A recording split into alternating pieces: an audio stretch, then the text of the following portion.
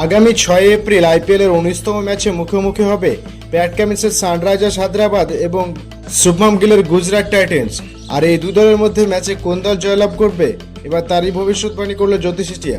প্রিয় দর্শক, 22 মার্চ মাঠে গড়িয়েছে আইপিএলের এবারের 18তম আসর।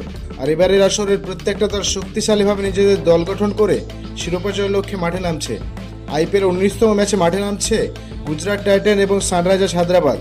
যেহেতু বলা যাচ্ছে এই দুই দলের মধ্যে একটি হাড্ডাহাড্ডি লড়াই হবে, কেউ কাউকে ছাড় দিয়ে কথা বলবে না।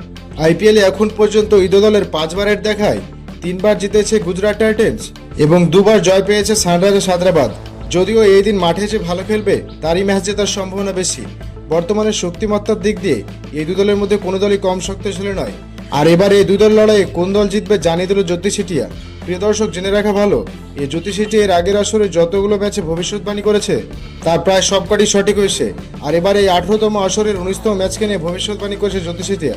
জ্যোতিষ চেটিয়ার ভবিষ্যৎবাণী হতে জানা যায় এই ম্যাচে প্যাট কামিন্সের সানরাইজার্স হায়দ্রাবাদ জিততে চলেছে। প্রিয় দর্শক, আইপিএল 19তম ম্যাচে কোন দল জিতবে বলে আপনি মনে করছেন তা অবশ্যই নিচে কমেন্ট করে জানাবেন। ধন্যবাদ সবাইকে।